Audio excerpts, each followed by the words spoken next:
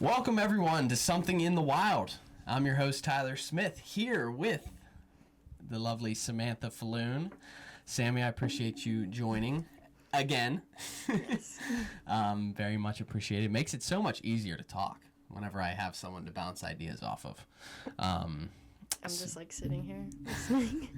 Yes, and she does a great job of listening, so thank you. I had a couple items on the list, kind of run through this real fast. It's Monday night right now. I tend to always wait until the last minute to record these, specifically whenever I don't have someone, someone besides you to talk to, because we can kind of just do it whenever, right? Which is nice.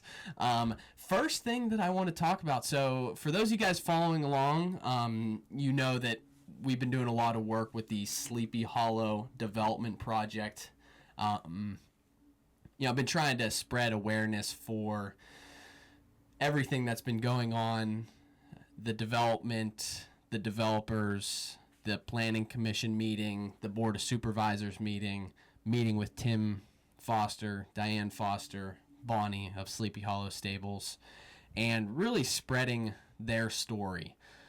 And I wanted to start this episode off by sharing the results of the Board of Supervisors meeting, and I will say they're not great. So I spent all day, I spent my time there at the meeting, recording and hoping that it would end in a good outcome. I could share that story with you guys, put together a video about the American process of, the people having a voice, having an opinion, and being able to sway the government, I guess, if you will, into making the right decision that's beneficial for the people. But unfortunately, it did not play out like that. So, the board... Yeah. Oh, go ahead. Go.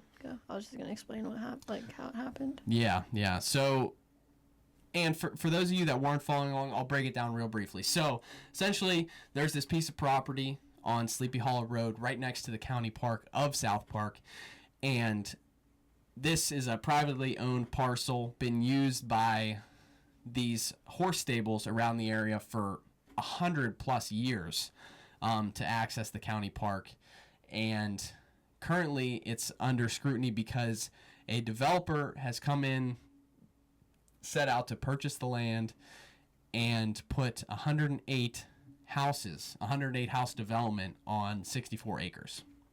So this process, the plans for the housing development, all of this stuff, the developer has to go through this process through the township, through the planning commission, through the board of supervisors. Essentially, they bring preliminary plans to the planning commission. They vote whether to move it on to the next stage.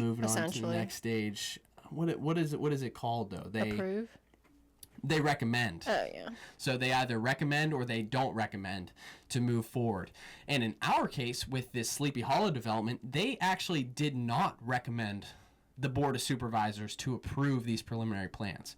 And that was a huge step. That was phenomenal for our cause, for what we were trying to do. We were trying to protect this land, eventually have the Allegheny Land Trust purchase it and gift it to the South Park, to the county, to the local park. So that was step one in the process. Check. Step one, they did not recommend. Then process moves over to the Board of Supervisors. The Board of Supervisors meeting was last Tuesday, right after I recorded last week's podcast. And they, unfortunately, voted to approve the preliminary design. So this means that the contractor is going to be allowed to move forward with their plans. They're going to be able to develop more comprehensive plans, do more testing. And this is no bueno for what we were trying to do. The meeting started at 7 p.m. and I didn't leave there probably till like close to 11 o'clock. It was very, very long. And I actually, because I was videoing, I had documentation of the time frame of everything that happened. And so the developer finished speaking at around 8 o'clock ish. And at that point, whenever the developers finish talking, then it opens up to the county residents, and they can express their concerns. They can voice their opinions. Which, that's what I was going to say. They have like a list of people that signed up, and they had 17 people, right? Yes, 17 people. And so they went up, and the first person that was talking, just like randomly as she was talking, I couldn't quite hear like on the video that I was watching through, but that she only had 3 minutes to talk. Yeah, they put a crazy time restriction because so many people signed up. At the beginning of the meeting, they said, well, actually at the beginning before the developer even spoke, said our residents are going to have 3 minutes each to talk, which is ridiculous to set a time frame. Well, they didn't say anything like they didn't say anything before the people got there, after they already prepared everything that they had to say. Yes, this was once the doors closed on the meeting room. Yeah. Which, yeah, very, very last minute, very abrupt. Nobody was expecting it. I mean, they did let them talk, which was good, but it was kind of like you had to beg them. It kind of threw off the whole dynamic because people had pages worth of stuff that they needed to share, and these are important arguments for the Board of Supervisors to hear out and see, where their constituents, where the people of South Park, where their mind's at, what they're concerned with, what all, everything like that. Eventually, everyone voiced their opinion. They did let everyone speak for however long they wanted to speak. Ended up talking, the residents of South Park, for 2 hours and 10 minutes. Just all concerns, all problems. I would say 90% of the people, 90% of everything that was said, they're fact-based arguments driven by research. These people had done their work. They put in the time, printed out evidence, proof of what they're saying is true. Tim and Diane had met with leading buffalo biologists. Well, they didn't. I mean, they brought the buffalo up, but honestly, most of the concerns were not about the buffalo at all. It was about subsidence. It was about flooding. It was about traffic. Mm-hmm. Not that the buffalo aren't important, but if they want to say they're not going to be affected or they're not that close or whatever they want to say, there was 2 hours of everything but the buffalo. Yeah, that was just the tip of the iceberg of the buffalo. Like you said, talking about subsidence, there was civil engineers, professional engineers with 30 plus years of experience coming up and talking about the subsidence issues, the facts that this land hasn't been developed for a reason, that there are abandoned mines throughout the whole property, underneath the road. Room and pillar mines was what they were talking about, and they're very, very prone to subsidence, right? So these roads are already collapsing as is. There's water main breaks on the roads all the time. This is basically a dirt road that we're talking about. They're putting 108 house development, basically a cul-de-sac, all one way in, one way out. A big point was like emergency vehicles, just the traffic on that road. Mm-hmm. It's going to be insane. Turning into it with the telephone pole. So all of their concerns, then they were able, the contractor was able to come back and address the concerns, which I feel like they didn't really do. They basically just kept saying, job at all. Which, in a way, they're right. They kept saying this is just to get the approval for, essentially the idea that we have. Mm-hmm. There's no specifics. But given that the property is the way it is, I think you kind of need those specifics because you can approve it and say it's a great idea, but, again, all these concerns, what are you going to do when they don't have answers? Yes, and a lot of their answers were just vague generalizations. Oh, we'll address this during the final design. Oh, this is not going to be an issue. When multiple people are coming forward saying it is going to be an issue, the Board of Supervisors just they were like, yeah, that's fine. I don't even think they said anything. And that was my next point that I was going to get to. 0 questions from the board. One of the members of the board, the actual most recently elected official, said one word the whole entire night, and it was second, as in the head of the Board of Supervisors says motion to approve the preliminary designs for the Sleepy Hall development, and he said second. All in favor? Aye. They all voted unanimously. So it doesn't sit right with me. They also took a break after after the initial public I thought it was after the developers addressed. I don't know. I can't remember the exact chain of events, but it was around that time. They took a break. Everyone went into the back room. Yeah, I heard that the developers went back there with them. Yeah, that's what I thought. I saw that. I'm not 100% sure if they all went in the back room, but regardless, they all came out smiling. The board of supervisors came out smiling. The developers came out smiling. It just seemed very, very fishy. I did not like what went on there at all. I was under the impression the whole entire meeting that there is no possible way they could approve this. There is no possible way. The amount of arguments that people have made, the fact that the Board of Supervisors isn't saying anything, I thought that they had their mind made up that they were going to shut it down. But in reality, it was the exact opposite. I thought they seemed like they had their mind made up, like, we're already going to approve it. Yeah. You each get 3 minutes. We're letting you speak because we're supposed to, but that's not going to change what we think. Now I was watching over live stream, so I wasn't really there, but that's just kind of what it gave off to me. Yeah, and maybe it was just me being naive, being hopeful, but I was obviously proven wrong, which is terrible, terrible, terrible. And it's so heartbreaking because I was even talking with people in the crowd and I was saying there is no way that they're going to be able to approve this. So many people have come forward, 13,000 plus signatures. That's more than the population of South Park came and signed this petition to shut down this development. Like I said, 17 people signed up to speak. Every single one of them had valid concerns, fact-based concerns, and they moved forward anyway.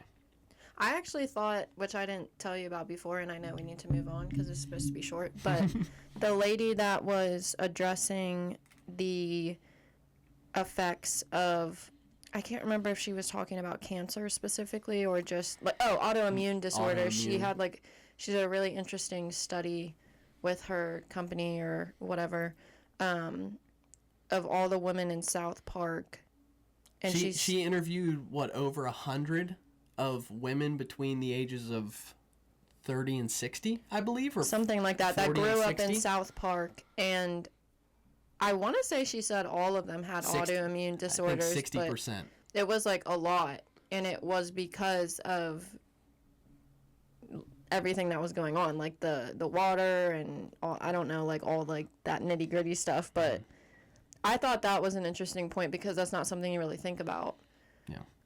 Off the top of your head. Yeah, she made a great point as well that Pittsburgh is leading the world. And I would need to have to fact check this because I didn't really look into this too much. But she said that Pittsburgh was leading the world in non-hereditary autoimmune disorders. Yeah, that's crazy.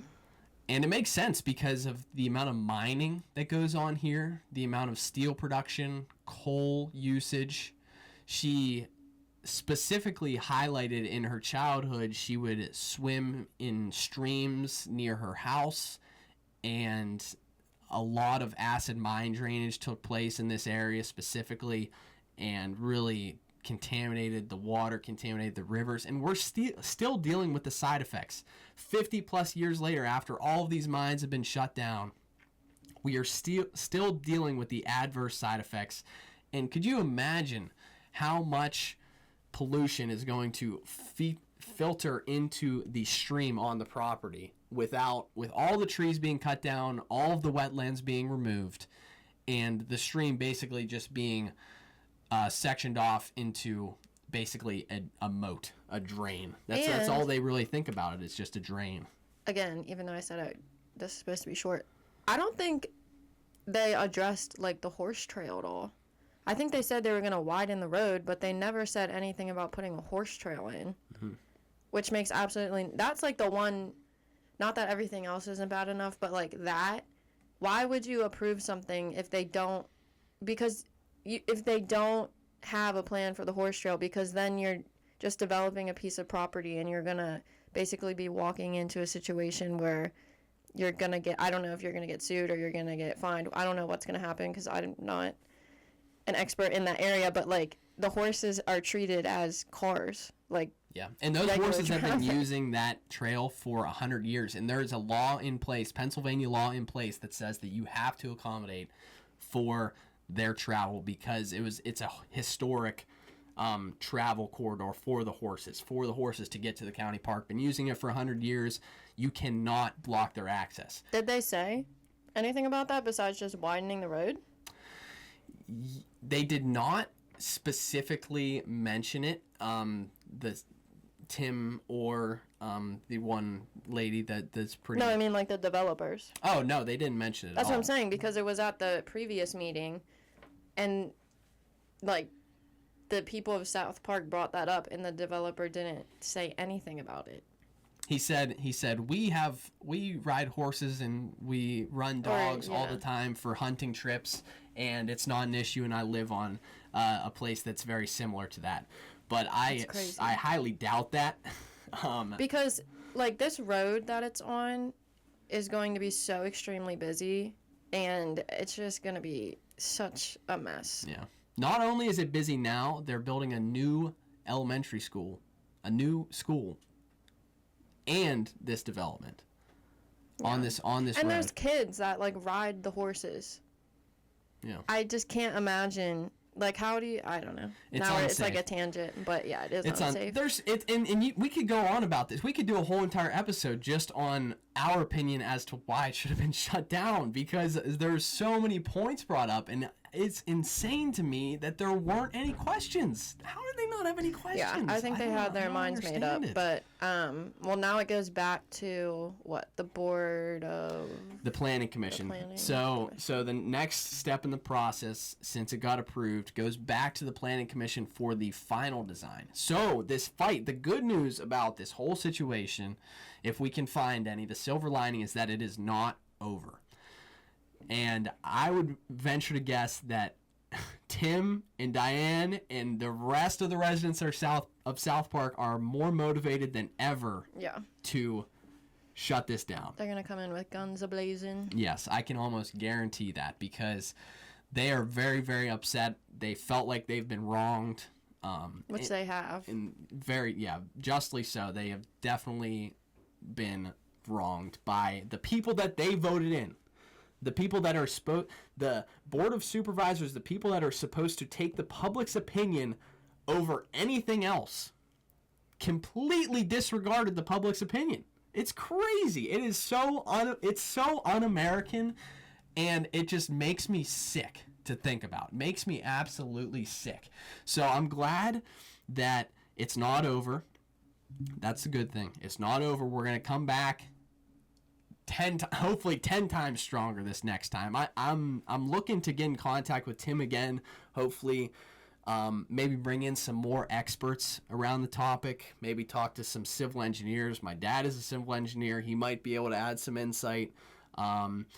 People specifically dealing with mine subsidence, civil engineers specifically dealing with mine subsidence. Hopefully, we can get in contact with some people. I think you should get that lady that talked about the autoimmune disorders. Yes, I need to get in touch with her as well, talk about her foundation. I think that would be very, very interesting to talk about. So yeah, more updates to come. Yes. Hopefully good ones. Yes, it's not over. I'm praying that we can bring you guys some good news and put this all to bed and move past the Sleepy Hollow development and get it to South Park. Get it in the hands of the public trust.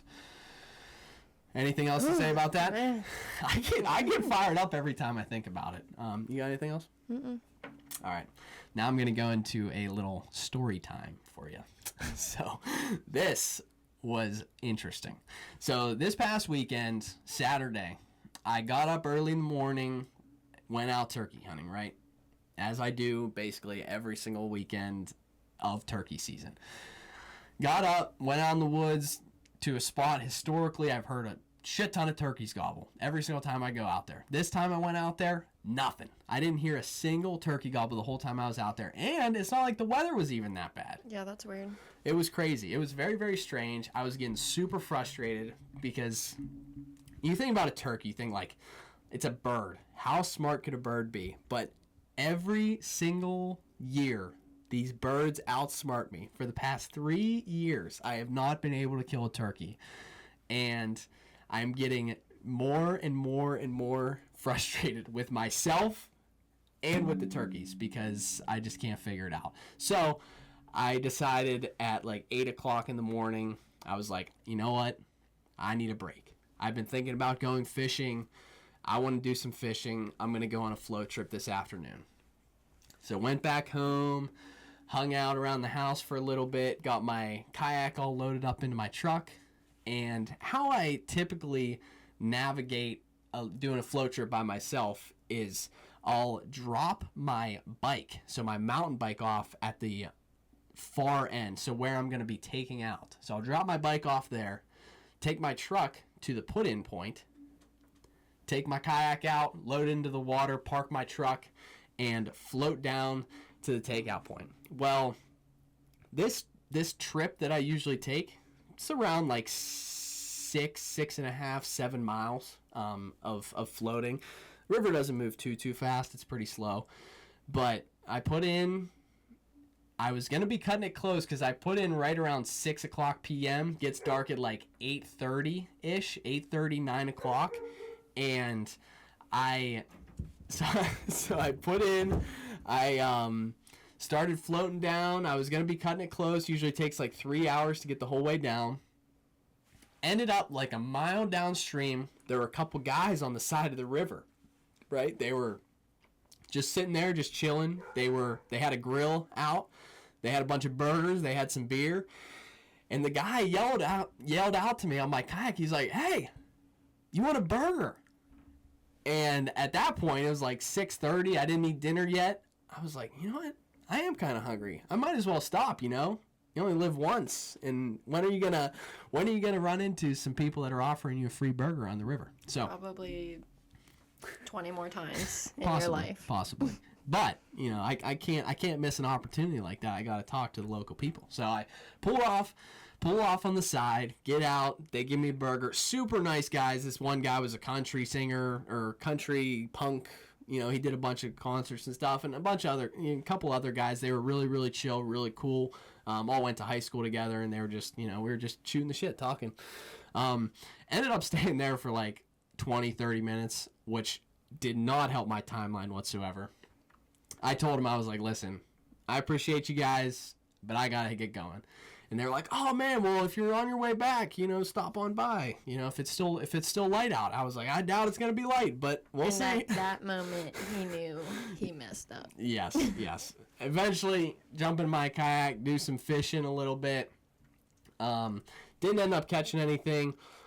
The reason for that is about a mile after I left them. I left the burger guys. I was probably a mile past them. I checked my watch, checked my phone. I was like, holy crap. I'm like not even a quarter of the way there, and it's getting dark quick. It was probably like an hour and a half until dark. I was like, oh boy. So I was like, you know what? I just gotta just go. Like on X Games mode. On the rapids, I would cruise. That would be my resting. But on the slow parts, man, it was like a sprint. 4 miles I had to go kayaking in very, very slow water. So I would sit down and I'd paddle, and then whenever my sides would start hurting, my core would start hurting, I'd stand up and I'd paddle with like a paddle boarder would, and I'd be sprinting. I was literally going as fast as I could in that kayak. That would have been so funny to watch from, like, the side. Oh my gosh, it was probably hilarious. I was no regard. I had fishing rods sticking out the backs, and I was just paddling. I was just going so hard. Eventually, made it to the end of my journey, right at 8:45. So, for those of you guys, the sun sets at 8:30. For those of you guys who don't know, the sun sets. The sun sets, if you did not know that. No, the sun sets at 8:30. You usually have about 30 minutes of twilight before it gets, like, dark, like pitch black dark. And sunset at 8:30.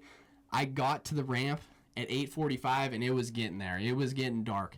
And as I was pulling up to the ramp, I noticed this police officer, driving around the parking lot. And if it was Lenny? Oh, that would have been awesome.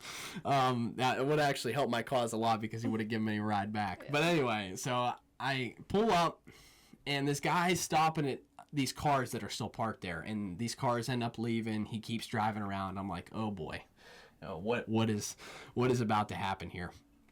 So I pull up to the ramp, pull my kayak out. I get out. The guy pulls up in his squad car, and he says, "Hey, do you have a car around here?" I'm like, no, I put my bike behind that building over there, and I bike back to where I put my kayak in. And as I was saying this, I was like, I'm such an idiot. But anyway, I pull my kayak up, and I brought my bike back. And he was like, "You know that we're closing the park, right?" And I was like, what? You're closing the park? Oh my gosh, God. We're going to take one time out here. Good. And we're back. So, as I was saying, so I get out, pull my kayak up, and I was explaining to this guy how I park my bike behind this building. I ride my bike back to my truck, and then I come get my kayak. And he's like, "You know that this park closes at dusk." I'm like, "Oh boy." And he's like, "Yeah, we gotta shut the gate up at the top." I'm like, oh no, I'm screwed. I was like, "Can you give me like 45 minutes? Like, I will book it back to my truck, and I will bring it back here in 45 minutes." And he's like, "Oh man, I mean, I guess I don't know what else to do." Give him a ride? Yeah, well, it'd taken him like 10 minutes. Yeah. Well, you know, it wasn't his job. I can't blame him. But so essentially, what happened is he was like, "I'll let you go," and I was like, "All right." So I grab my bike. I start booking it. I just start pedaling as hard as I can. This guy follows me, pulls up next to me, and he's like, "Hold on one second." Oh, you didn't tell me this. Yeah, this is a little surprise. I was like, okay. So I stopped. He was on the phone with some guy, probably like 5 minutes. He was talking to him. He's like, yeah, I didn't know. Okay, yeah. Eventually, he hangs up, and he's like, "All right, so I just talked to my supervisor," I think it was. Yeah, I just talked to my supervisor, and he's like, "Yeah, I'm gonna let you ride your bike, and I want to tell you that we're gonna keep the gate unlocked." And I probably shouldn't be sharing this, but we're gonna keep the gate unlocked for you because the Boy Scouts are down here, and if there's an emergency, we want them to be able to get out. So we're gonna keep the gate unlocked for you. Just make sure that you shut the gate whenever you come back." And I was like, "Oh my gosh, thank you so much. Like, I appreciate it." So eventually this guy did me a huge favor, left the gate unlocked for me, which he was saying they never do, and let me bike. And so I took off again. He pulled up next to me again. He's like, "Hey, do you have a flashlight?" And I'm like, "No, I don't got a flashlight." I was very unprepared. And he was like, "Oh my God." I was like, I'll be fine. I can see." And he's like, "Okay, whatever." He was like probably thinking that the next day you're gonna be on the news, like dead. He literally took my phone number. He's like, "Man, can you just give me your phone number, just, you know, so I know, like, if I need to reach out to you, like, I can get a hold of you." And I was like, "Yeah, that's fine." So I gave him my phone number, whatever. I took off. I just started going, biking. I felt like I was on the Tour de France. I averaged 16 miles an hour on the way back. 7 miles. I tracked it on my watch. 7 miles of biking the whole way back to my truck. Didn't get back to my truck till like 10 o'clock at night. Took me probably like a 35-minute bike ride. And, yep, got back to my truck, jumped in, went back to the park, picked up my kayak, and I headed home. Didn't get home until probably 11 o'clock. It was crazy. Yeah, I'm like, well, mind you, I did say before you left, I said, are you going to have enough time? Yeah, I have so much time. Yeah, that was... And I was just out, and I'm like, it was like 10 o'clock. I'm like, he's probably home with the dogs. Like, I probably don't have to rush home.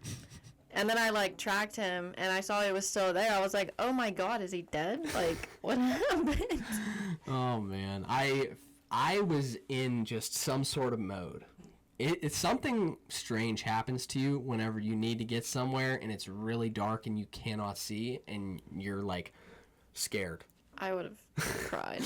Like, not to say that, like, I'm, like, super scared of the dark or anything like that, because I spend a lot of time out in the woods in the dark, but that was just different. It was very, very strange, a little bit eerie, just being on the trail. I was just afraid that I was going to see someone, honestly, because if I saw someone out there, I would have known that something was not right with them.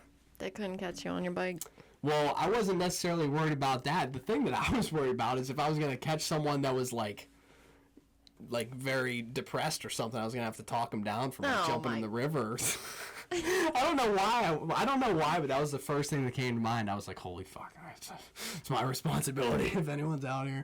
So, yeah, so that's what happened, and I eventually made it back. I am alive. I'm here to tell the tale. Wow, so brave of you. Thank you.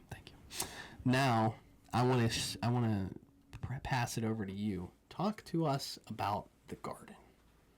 Yes. So we planted them outside last week because I felt like they were no longer thriving indoors. They were getting a little bit too big.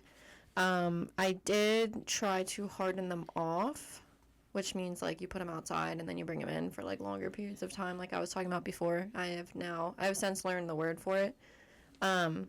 So we planted them and they all look like they're dying, which is very sad. Well, they're still alive. They're just like not really doing anything, and they got like torn up by bugs. So to combat that, we put, what are they called? Marigold flowers in between the tomatoes and the peppers because they're supposed to, hello, help with bugs. God. Bean just hit his head. They're supposed to help with bugs, and then you were talking to your coworker at work who's like, he gave us a tomato Gardening plant, Liz. and it's like huge, so I trust him, and he said that they're not supposed to be doing great right now because it gets too cold at night still. Mm-hmm. So still a little early. Hope. And then we went to Lowe's because the plants we were growing inside didn't really take up that much room. Sorry, I thought they were like fighting. They didn't take up that much room in our garden beds because they're huge. So then we went to Lowe's and we got 2 more zucchini plants because 3 of ours died. A regular cabbage, a red cabbage. What else did we get?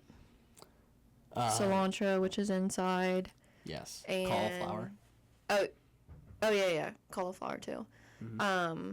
So yeah, anyway, all of our rooted vegetables are doing good, like our garlic and our onions. Yep. But everything else is still alive, but it's barely breathing as of right now, which is going to be so disappointing if they don't grow. Yeah. I don't think you understand. Yeah, well, I think based on what my coworker told me, and I trust him with all of this sort of information, is he said that none of his plants are doing very well either, and he said that it's perfectly normal for them to be a little bit sad right now. But he did say that if they're getting droopy, we might need to water them a little bit more. I feel like I water them too much, though. Yeah, he said if they look droopy, they could probably use more water. Ooh, so that might be one thing that we can change up a little bit. But I don't think hope is lost yet. I'm telling you, I don't think it is. Well, my brother said that he had tomato plants that he grew last year, and they grew 1 tomato. So I feel like that's what's our. We have, how many tomato plants do we have? 2, 4, 6, 8. We actually might have like 10 tomato plants, and we might only get 10 tomatoes. Sweet, 10 tomatoes. That's why I planted so many. Yeah, we're just counting on 1 per plant. We just need 1 to grow. Just one we consider. And it's gonna success. be like literally this big. Like, one of the plants is definitely a cherry tomato plant. they might not. Oh yeah, I have 2. I have 2 small tomatoes. Well, I don't know. That's just what the pictures like look like on the seed packet. So who knows? Yeah. But anyway, hopefully they do well. Lots of sun this week, and yeah. Very cool. All right, and our last topic for the day. This is very, very exciting.